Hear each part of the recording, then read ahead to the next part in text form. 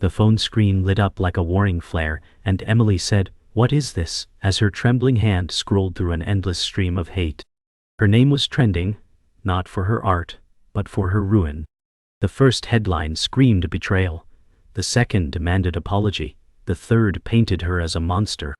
Notifications poured like hailstones, each ding another wound.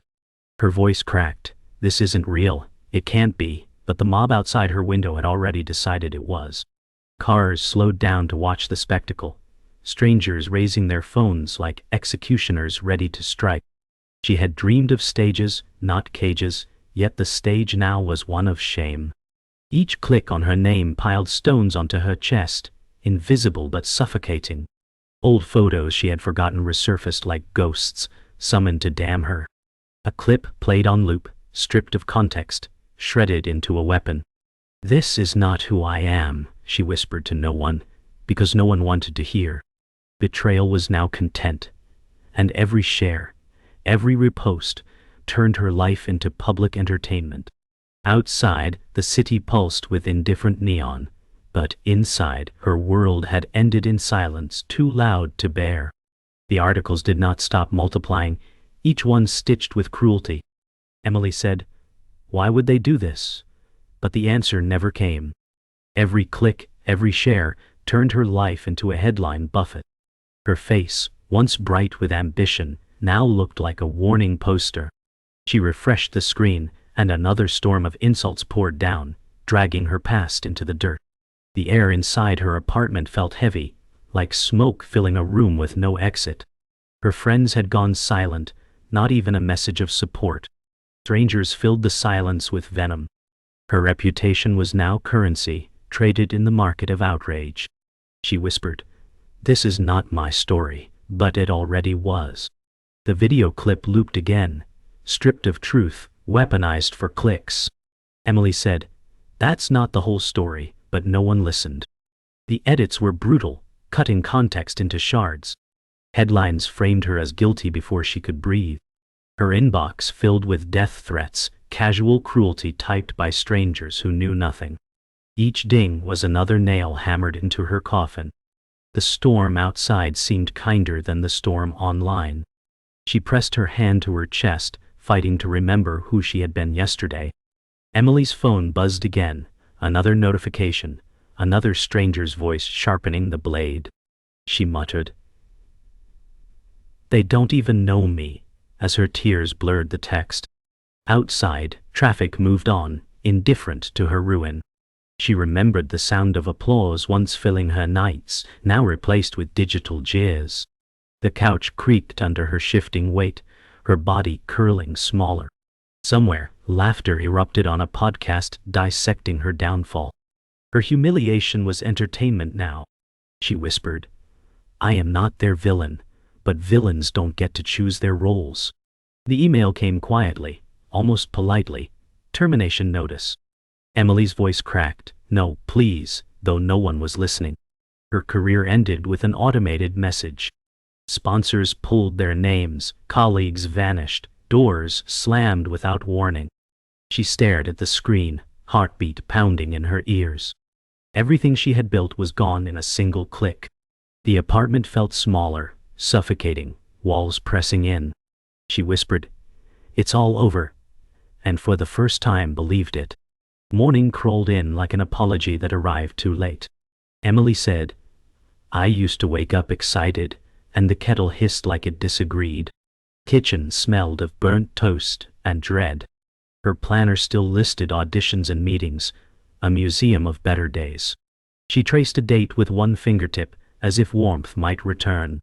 Emily said, "I worked for every inch," and memory unlocked a modest stage with flickering lights. She remembered cheap microphones and perfect silence before applause. Once, a mentor told her that audiences love honesty. Now, honesty felt like an exposed nerve. She scrolled past headlines that spoke louder than any performance. Emily said, "They don't know me," but the screen insisted it did. The apartment clock ticked like a metronome for grief. She poured tea, hands unsteady, and watched steam rise like a vanishing act. Outside, the city pretended not to see her. Inside, she rehearsed breathing. The past arrived in fragments, patient and sharp. Emily said, first open mic, 6 people, 3 were bartenders, and laughed without sound. She remembered nerves like fire ants under skin. A joke landed, then another, and relief flooded the room. She carried that night like a talisman, until the world turned it into evidence. Emily said, I was clumsy, not cruel, as the memory showed her tripping over a cable and turning it into a bit. Someone filmed, no one mocked, and a stranger hugged her after. She thought kindness was the baseline. She thought effort would be armor. The present argued that armor was a costume, easily torn. Emily said, I was trying to be brave, and the room answered with a quiet that felt like judgment. The clock kept time for an audience that no longer clapped. Silence from people she loved hurt louder than trolls. Emily said, Mom will call, and the phone held its breath. A message bubble appeared, then vanished like a door half opened. She pictured her mother weighing risk against love. The scale tipped toward absence. Emily said, I get it, though her chest did not. In the stillness, she spoke to a photo on the fridge, as if it were a hotline. She rehearsed the speech that would prove her worthy of being kept. The speech sounded like begging in a better dress. Emily said, I can carry this, and the apartment doubted her. She counted the seconds since the last human voice that was not angry. The number grew bold. She pressed call, then ended it. A tiny mercy for someone else. Mercy did not circle back. A knock at the door sounded like a verdict and a rescue. Alex said, I brought groceries, and set down a bag like a flag of truce. He did not ask for the version trending. He asked if she had eaten. Emily said, I am not hungry, while hunger braided behind her ribs. Alex opened cabinets that held more air than food. He moved with ordinary care, a rebellion against spectacle. Emily said, You should not be here, and he shrugged as if safety were a rumor. He listened without loading a question. Quiet became useful. Alex said, This is not the whole story, and she felt the room loosen by an inch. They built a small island of normal made of tea, soup, and eye contact. The island did not erase the ocean. It kept her from slipping under. Normalcy wore his name like stitching. Alex said, Eat first, then think, and the advice tasted like wisdom disguised as soup. He ladled patience into a chipped bowl and set it before her. Emily said, I do not know how to be seen right now, and steam fogged her glasses. He laughed softly, not at her but near her pain so it felt smaller. He asked if she wanted headlines printed or burned. She chose neither. Alex said, You are allowed to be wronged and hungry, and the sentence rewired something brittle. They did not fix reputation. They restored pulse. Emily said, Thank you for not asking for a statement, and he answered that friendship is not press. The city hummed outside like a generator of rumor. Inside, her spoon found the bottom of the bowl. Empty felt like proof of life. Morning arrived with a severance of hope. Emily said, It is official, as the sponsorship portal showed a cleanly severed list. Contracts blinked from active to archived like lights dying in a hallway. An auto-generated message thanked her for prior contributions with robotic grace. When she tried to swallow pride, and found it shaped like glass.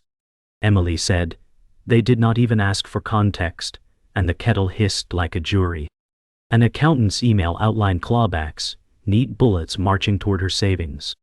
She counted months of rent, then cut them in half. Alex texted, offering coffee and silence. Emily said, I cannot afford either, and closed the window as if that shut the world.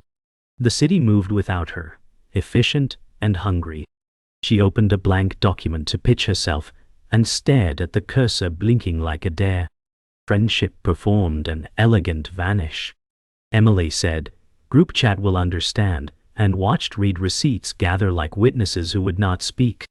A calendar invite disappeared mid-scroll, the digital version of changing seats at lunch. She drafted a message that sounded brave and sent nothing. Emily said, Maybe they are busy, though the city seemed very available for gossip. On a sidewalk that once felt like hers, she passed two former castmates who suddenly needed to check maps. She pretended not to notice the choreography. Emily said, "I am fine," to a mailbox that offered no applause. The soundtrack of her walk was distant laughter that might not have been about her, and did not matter. She returned home with pockets of unsent replies. The kettle boiled again, because routine was the last honest thing left. Opportunity knocked with a velvet glove and brass knuckles. Maya said, "I am here for you," and placed a planner on the table like a promise. She spoke in careful sympathies that folded into strategy. Emily said, "I do not want to monetize my apology," and Maya smiled, as if that were quaint.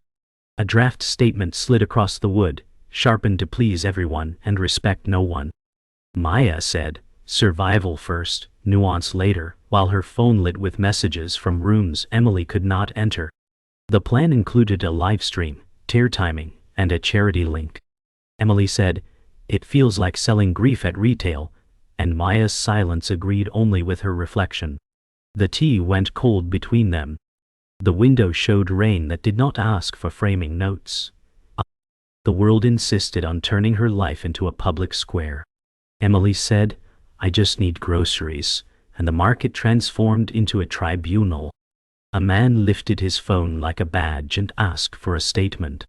A woman muttered something about accountability near the apples. Emily said, "Please let me pass," and the aisle narrowed with sudden carts. Security glanced over and then away, allergic to complication. A child asked who she was, and the mother answered with a headline voice. Emily said, "That is not accurate," and accuracy failed to trend in produce. She abandoned her basket and walked straight into the rain. The cold was honest and honesty stung the skin. Night delivered an encore of accusation. An anonymous account posted a thread stitching old jokes to new motives with surgical malice. Emily said, "This is a collage of shadows," and watched retweets breed like algae. A podcaster teased receipts that were cropped to wound. Maya texted a link with the word optics. Alex sent a period, the grammar of staying. Emily said, "I will not reply tonight," and placed her phone face down like a closed eye. The ceiling offered no absolution, only geometry. She listed truths she could prove, and felt how few were portable. Another ding arrived, then another, and the room vibrated with other people's certainty. She kept breathing until morning felt marginally plausible. The anonymous account slid into her inbox like a match in a dry room. Emily said, "Who are you?" and the reply arrived with timestamps and a calm that felt surgical. The sender claimed to have watched the edit take shape in a back room. They described hands cutting context and pinning blame like a butterfly. Emily said, "Why tell me now?" And the answer confessed to guilt that had grown too heavy. The message named a meeting, a drive, a folder labeled with her initials. Alex said, "Ask for proof." And she did, heartbeat loud enough to count. A link appeared, a screen recording that moved like a confession. Emily said, "If this is real, everything bends," and the room leaned with her. The past shifted in its frame, and the nail that held it creaked. The outsider introduced herself as Riley and asked to meet somewhere without microphones. Emily said, "I will come alone," and Alex answered that alone was a luxury she could skip. Riley arrived with a backpack and a conscience bruised into speech. She said, "Your joke was cut to fit a headline," and laid out a timeline like evidence on cloth. A name surfaced with the ink, Jordan, the producer who sold integrity by the pound. Emily said, "He smiled at me afterward," and the hypocrisy tasted chemical. Riley explained the pitch deck that promised outrage metrics. Alex said, "This is a machine," and the gears were oiled with attention. The cafe hummed while the truth rearranged the furniture. The screen recording played with the dispassion of gravity. Riley said, "Watch the timeline markers," and the cursor revealed cuts that erased setup, empathy, and context. A spreadsheet listed projected engagement spikes, labeled controversy conversion. Emily said, They planned the wound, and the words sat heavy. Another file showed emails where Jordan pitched her downfall as a campaign. Maya's name appeared in a thread, carefully adjacent to the fire. Alex said she kept the door open without stepping through, and the strategy smelled of smoke without soot. Riley offered a copy and a warning that exposure has a temper. Emily said, "Truth does not guarantee sanctuary," and saved everything twice. The room learned a new gravity, and she stood a little straighter. She walked home through a city that had offered her a scaffold and called it a stage. Emily said, "He used my work as bait, and the syllables steadied into steel." The mob had not invented the story, it had rented it from professionals. She counted the names in the chain, and felt the price of each signature. Alex said, "What do you want to do?" And the question did not tremble. She pictured a statement that did not beg, and a thread that did not bleed. Emily said, "I will not perform my innocence," and chose to show receipts instead. The plan was small, exact, and aimed at the hinge. Riley promised to stand where the wind hits first. The night smelled like rain deciding whether to fall again. The post went live without apology, only evidence. Emily said, "Here is the cut, here is the context, here is the sale," and attached the files like anchors. She did not ask for forgiveness, she asked for attention to detail. Riley's affidavit sat quiet but firm. Alex said, "Comments are closed," and the boundary felt like oxygen. The first replies arrived from people who blinked awake mid-outrage. A podcaster deleted a teaser with no ceremony. Emily said, "If doubt returns, it will have to bring proof," and logged off without flinching. The quiet afterward was not peace, but it was not a riot. Somewhere, a hinge moved. Somewhere, a door did not close. The office lobby smelled like polished power and fear. Emily said, "You sold my ruin," and the receptionist blinked. Elevators chimed like polite weapons. She carried the files like a spine she rebuilt overnight. Jordan waited behind glass that pretended to be transparency. He smiled the way weather does before a storm. Emily said, "Here are your edits and here is your pitch." The timeline on her tablet did not raise its voice. Jordan said, "You are emotional," and the word tried to handcuff her. She said, "I am exact," and laid down timestamps like teeth. The room adjusted to a new center. He reached for a story and found only evidence. Emily said, "You leveraged harm for clicks." Silence arrived with perfect diction. His calendar alert beeped, as if rescue could be scheduled. Security escorted them to a hallway that echoed. Jordan said, "You are making a scene," and cameras answered, "Yes."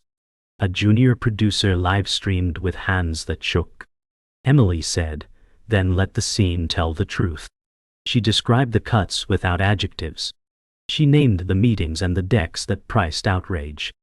Jordan said, "Context bores audiences," and the sentence wilted under light. Riley stepped from the elevator with a folder like a fuse.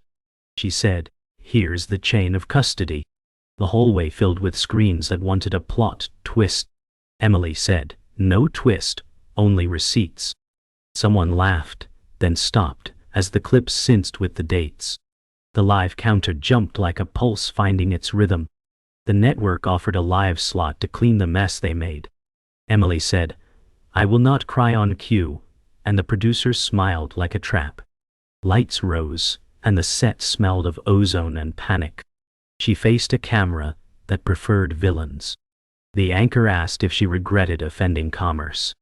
Emily said, "I regret trusting a machine that sells harm." Clips rolled, first the edit, then the Cutlass original. The control room hesitated, then stayed. She named Jordan without flair. She credited Riley without spectacle. Emily said, "I am not asking for forgiveness." Her voice steadied on proof, not pleading. When the segment ended, the silence felt earned, not empty. Backstage throbbed with the hum of opinions forming, under Dewey's corral. A handler asked for a softer follow-up and a tidy bow. Alex said, "No bows for arsonists," and stood where security had stood earlier. He faced a cluster of commentators rehearsing outrage. Alex said, "You do not get to farm her pain today." His voice did not rise, it landed. Emily said, "We are leaving." And the doorway looked wider. Riley positioned herself between cameras and exit signs. She said, "Clear the lane," and the lane remembered manners. A producer muttered about optics. Alex said, "Optics is how you spell coward with a budget."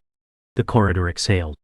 The exit sign glowed like a verdict that finally matched the crime. Outside, the night assembled a choir with teeth. The crowd surged with signs that had already chosen endings. A chant swelled, eager to drown nuance. Emily said, "I brought context," and the words barely crossed the curb. A megaphone answered with slogans that fit on a shirt. Jordan slipped into a car that sped away from accountability. Riley said, "Hold position," and uploaded the files to a mirror. Alex kept his back to hers like a wall that learned to breathe. The chant tried to climb her ribs and failed. Emily said, "This is the loudest quiet I have ever heard." Sirens threaded the edges of the block. The algorithm blinked, confused by evidence. The night did not soften, but it stepped back one pace. Morning wore the look of a room after a party no one enjoyed. Emily said, "Silence can be a verdict or a gift," and opened the window an inch. The city exhaled a tired breeze that smelled like wet cardboard. She gathered dishes like artifacts from a gentler tribe. The inbox held apologies shaped like disclaimers and hedges. Emily said, "Thank you for the update," and never sent it. She printed the receipts anyway and slid them into a folder. The folder felt heavier than paper and lighter than rage. She watered a plant that had refused to quit. It leaned toward the window like a student of small light. Emily said, "If I rebuild, it is on bedrock, not views." The kettle sang, and the apartment stopped bracing for impact. A day began without begging permission from headlines. The phone vibrated with a name she had rehearsed not to need. Claire said, "I saw the clip with the whole setup," and breath faltered on the line. Silence stretched like a bridge testing its weight. Emily said, "I wanted you to call before proof existed." The pause admitted its own shame, and kept living. Claire said, "I was afraid of catching the fire," and the truth sounded costly. Emily traced a ring on the table, like a compass searching north. She said, "Fear is not love, but it is nearby." The line carried a sigh that grew into a promise to try. Claire said, "Dinner? No questions, bring the brave plant." The invitation wore its stitches where they could see them. Emily said, "I will come," and the word we returned to the room. The bill arrived for choosing the right side late. Alex said, "My contract vanished," and tried to grin it smaller. An email cited brand alignment and unspecified turbulence.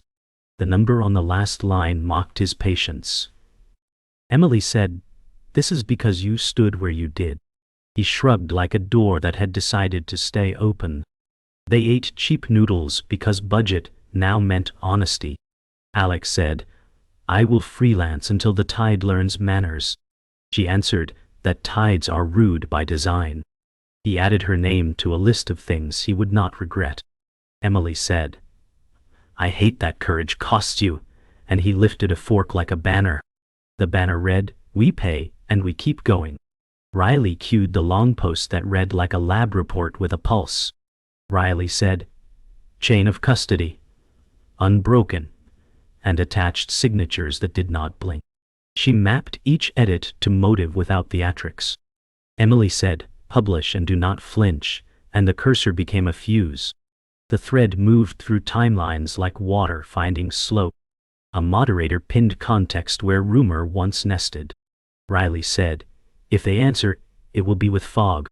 The fog arrived late and thinned under timestamps. A few loud accounts retired to maintenance. Emily said, "I wanted justice and got friction," yet friction began shaping a new surface. The day did not cheer, but it nodded. She returned to the small club that once held 6 people and a future. The owner said, 5 minutes if you want them, and wiped a glass like a ritual. Emily walked onto the low stage without the armor of apology. She said, I brought context and a heartbeat, and the room decided to listen. She told a story that refused to sell anyone for applause. Laughter arrived late but honest, like a train that kept the promise. She thanked Riley without naming targets. She thanked Alex for staying when the floor moved. Emily said, I am rebuilding without permission slips, and stepped off to a quiet that felt earned again. The future did not forgive. It nodded and made room. Morning sounded like a theater after the crowd has gone. Emily said, silence is not kindness, and let the window breathe. Headlines cooled but did not apologize. She brewed coffee that tasted like dented courage. Alex texted a photo of sky and said, blue is still free. She smiled like a truce with gravity. Bookings trickled in from rooms that value context. Emily said, I will take small doors and honest lights. Riley forwarded a note from a moderator who pinned the receipts. The note read like a map, not a medal. Claire called to ask if soup could count as a homecoming. Emily said, yes, if it is hot and steady. The city moved at civilian speed, and she matched it without flinching. Afternoon brought a stage with no promises. The club manager said, 10 minutes, clean audio. She nodded and left her fear backstage with the fire extinguisher. Emily said no arcs, just facts that happened to pulse. The crowd carried faces from many rooms. She told the story like a careful mechanic, naming parts and forces. Laughter arrived in patient waves, followed by a hush that steadied. Emily said, I am not a headline, I'm a person who remembers. She ended with a thank you that did not beg approval.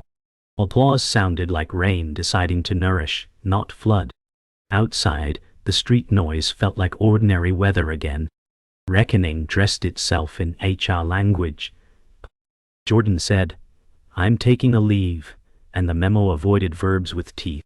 Sponsors slid statements across feeds like coasters at a loud bar. Riley said, we did not win, we documented. Emily answered that documentation can be a floor. A former intern wrote about meetings that smelled like gasoline. The thread was not a bonfire, but it warmed cold rooms. Jordan's fans asked for nuance he had priced out. Emily said, I do not need his ending to start mine. The machine adjusted a gear and tried to purr. No one cheered, some simply stopped defending. Evening gathered at Claire's table with bowls that steamed like counsel. Claire said, I was late, not absent, and said bread between sentences. Alex told a story where loyalty sounded casual and impossible.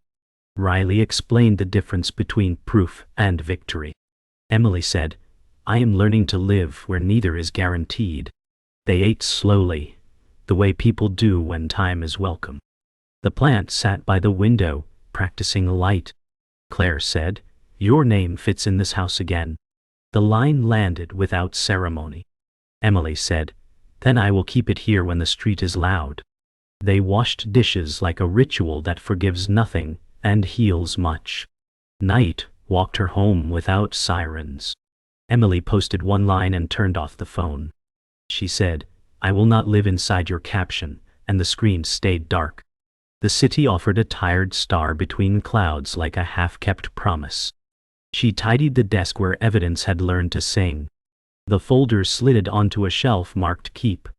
Emily said, tomorrow, I build something that needs no performance to be true. She watered the plant and left the window open for honest weather. On the couch, quiet sat beside her without conditions. She closed her eyes and kept the line breathing in her ribs, sharp and simple and hers.